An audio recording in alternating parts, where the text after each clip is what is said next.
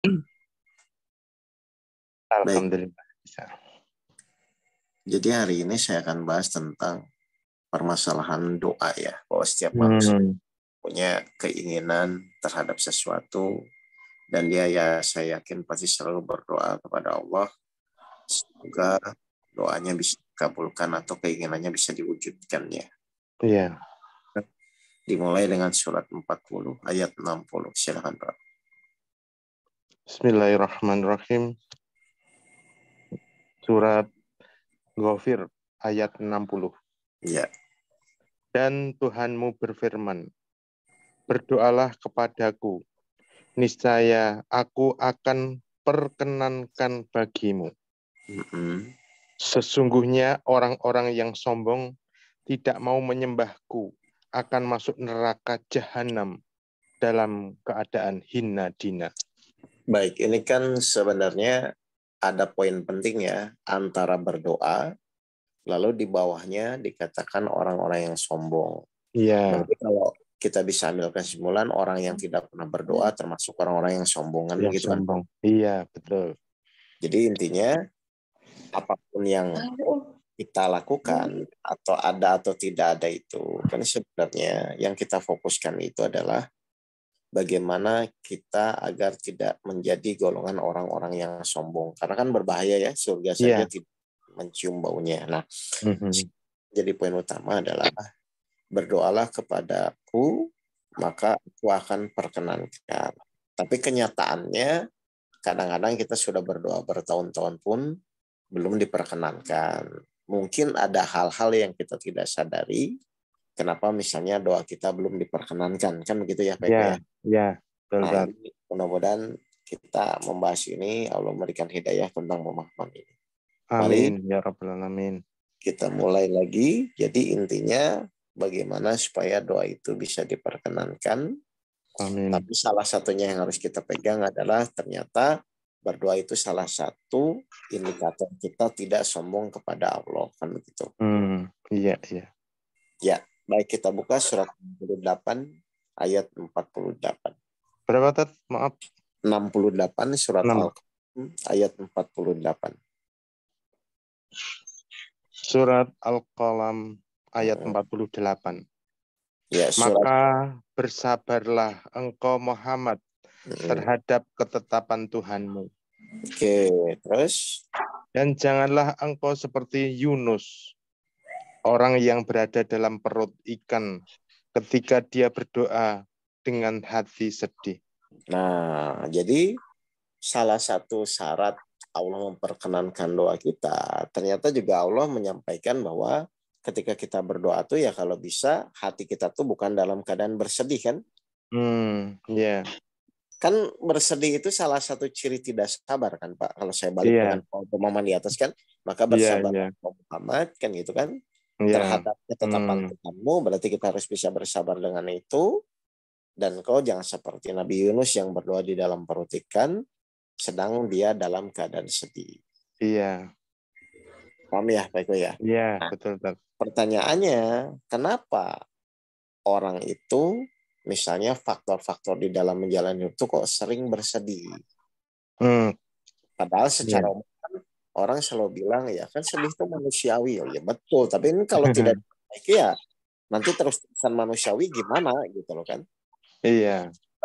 Yang jadi pertanyaan adalah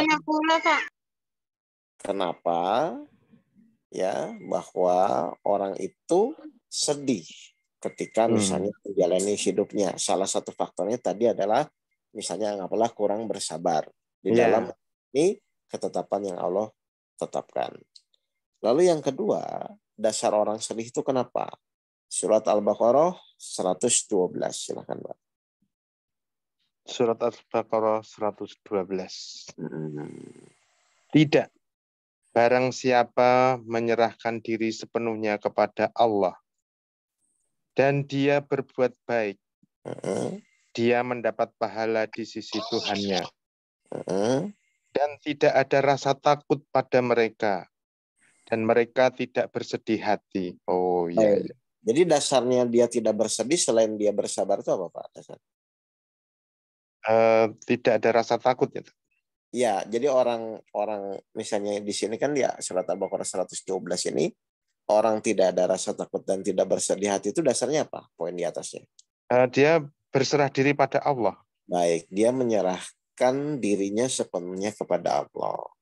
Artinya dia tawakal terhadap Ya. apapun nanti yang Allah tetapkan. Mau dikabulkan, tidak dikabulkan, mau diwujudkan, tidak diwujudkan. Dia sudah percaya dan bertawakal kepada Allah.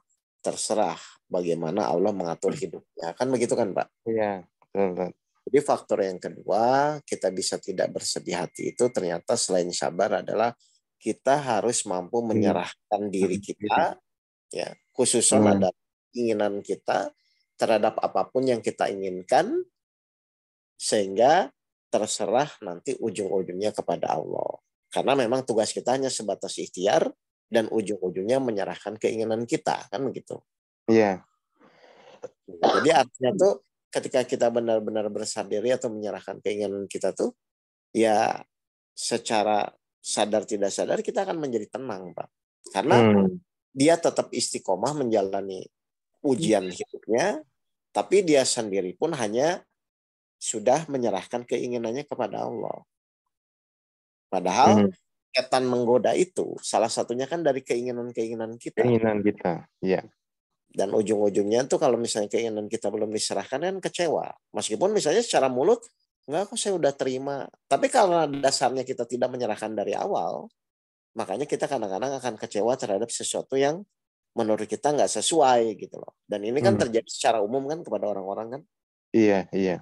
Jadi faktor yang kedua supaya kita tidak bersedih hati di dalam kita berdoa atau menjalani kehidupan kita tuh, yang kedua adalah kita harus mampu berserah diri sepenuhnya terhadap keinginan kita, yang kita sadari bahwa nanti apapun yang terjadi terserah kembali kepada Allah.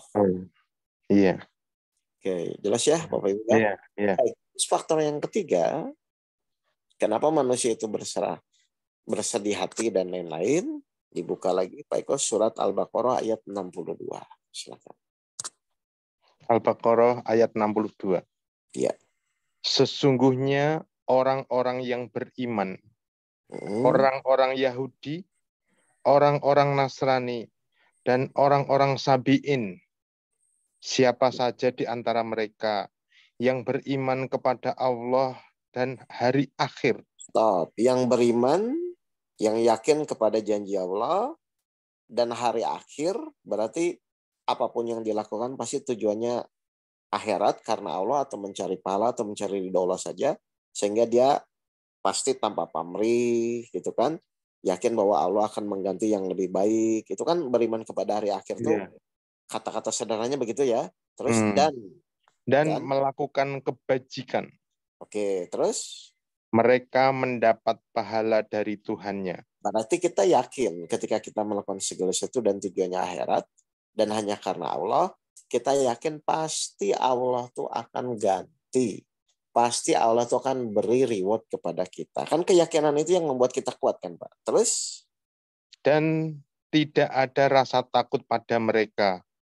Dan mereka tidak bersedih hati. Nah, jadi orang yang ketiga, faktornya orang tidak bersedih hati itu, pertama, dia yakin kepada Allah, kepada janji-janjinya di dalam Al-Quran. Yang kedua, dia yakin ketika misalnya dia tidak mendapatkan sesuatu di dunia pun, dia yakin pasti Allah akan menggantinya yang lebih baik di akhirat nanti. Makanya pahala kesabaran itu kan luar biasa ya. Bahkan Allah berjanji salah satunya. Kan kalau kita nggak yakin hari akhirat, gimana kita bisa sabar? Gimana kita bisa ikhlas Pak Eko? Iya. Misalnya Pak Eko dizolimi orang. Kalau Pak Eko orientasinya cuman, aduh kok orang ini menzolimi saya dan gini-gini, ya pasti akan susah, pasti akan sedih. Tapi ketika insya Allah ini sebagai sarana untuk saya meningkatkan kesabaran, insya Allah Allah pasti memberikan pahala buat saya. Kan akhirnya pikirannya jadi teralihkan kan Pak. Iya. Yang tadinya menderita atau merasa sakit hati dengan apa yang disampaikan orang tersebut, karena kita yakin kepada hari akhirat bahwa pahala sabar itu misalnya anggaplah masuk surga dan yang lain, akhirnya kan dialihkan. Atau yang kedua misalnya kita ditipu orang. Terus pemikiran kita kalau cuma hanya sekedar tipu, kan pasti jengkel ya Pak ya. Tapi ketika oh kalau memang ini rezeki saya, pasti insya Allah nanti akan kembali kepada saya misalnya. Tapi kan ya sudah saya ikhlaskan, itu menetralkan sebenarnya. Jadi beriman kepada hari akhir atau hari akhirat ini sebenarnya melepaskan beban kita yang tadinya kita merasa terzolimi dibalik. Akhirnya ya apa kan nanti juga saya dapat pahala mengalir misalnya. Atau contoh yang paling sering itu orang difitnah. Kan ketika orang difitnah itu kalau cuma sekadar hanya fokus kepada fitnahnya, ya pasti akan sakit hati, pasti akan merasa beban. Tapi ketika dipikir, loh kan pahala orang yang fitnah itu akan mengalir kepada saya misalnya. Dengan keyakinan, dengan poin-poin yang Allah sampaikan. Ya sudah, akhirnya itu yang membuat kita kuat gitu loh Pak.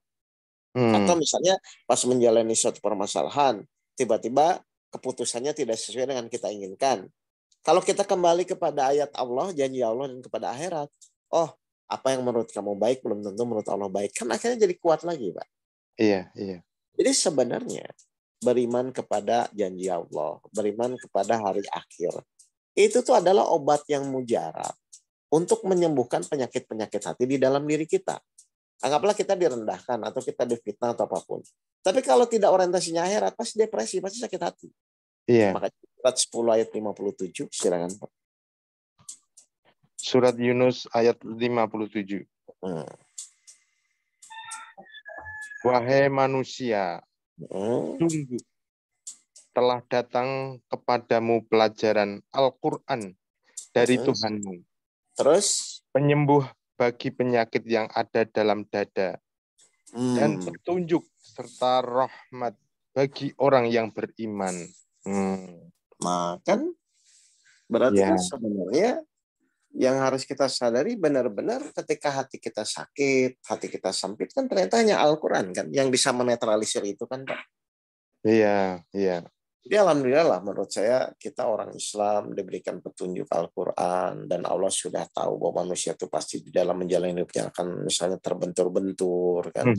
Cuman ketika kita kembalikan kepada pemahaman Al-Quran, kepada dalil-dalil Al-Quran, ya udahlah mau apa gitu kan. Kita tuh mau nyari apa gitu kan. Biarkan orang ngomong apa. Toh juga mereka bebaskan.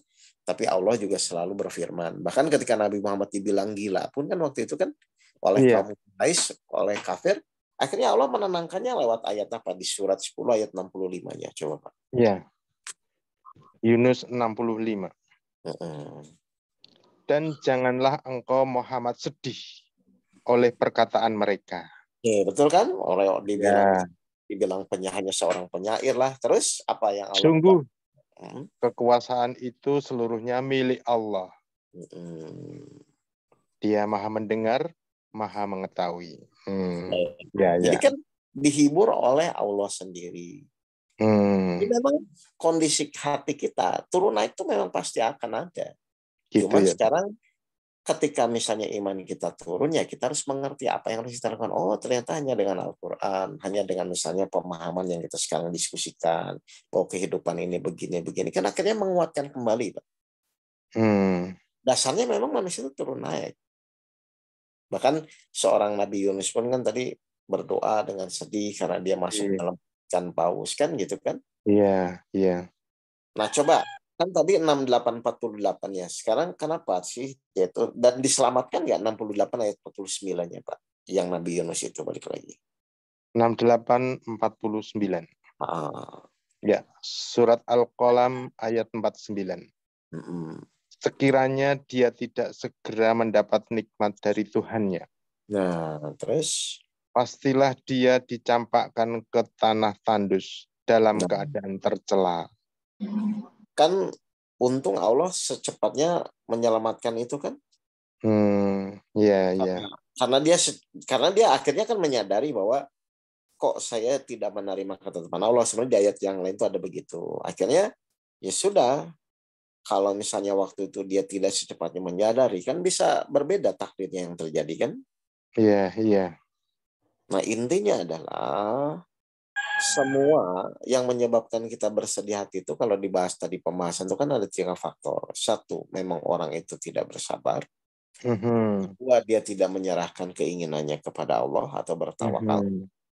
Dan yang ketiga adalah dia tidak meyakini kepada janji Allah dan tidak tentang kehidupan hari akhir atau akhir. Bahwa segala itu tetap ujung-ujungnya adalah penilaian Allah terhadap kita saat akhlak kita diuji pada saat kita menjalani ujian-ujian yang kita hadapi.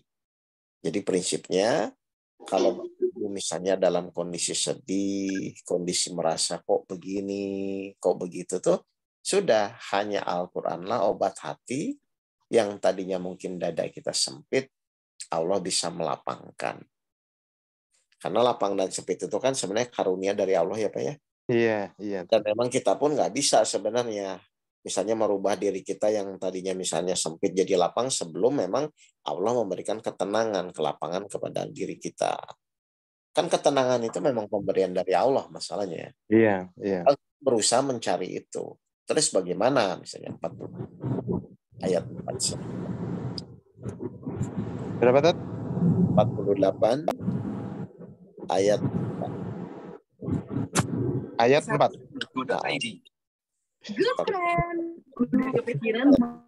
Surat Al-Fat ayat 4. Ya.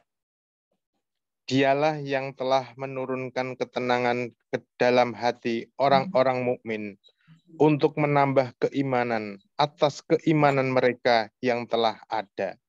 Baik. Jadi kan intinya ternyata apapun yang kita jalani Pak, kalau Allah memang belum mengangkat hati kita dengan ketenangan, ya selamanya kita tetap nggak akan bisa tenang gitu loh. Ternyata ketenangan itu kan tadi rumus-rumusnya jelasnya 3 poin ayat tadi kan. Harus bersabar, 2 harus berserah diri terhadap apapun yang diinginkan, dan yang terakhir kita harus beriman kepada janji Allah dan kepada hari akhir. Udah itu rumusnya saat ini ya. Nanti selain itu jelas ya Pak Eko. Iya. Oke, jadi terima kasih kajian dadakan. Alhamdulillah. Kita tutup dengan baca hamdalah bersama-sama. Alhamdulillahirabbil alamin. Assalamualaikum warahmatullahi wabarakatuh. Waalaikumsalam warahmatullahi wabarakatuh. Jazakallah khairan katsira.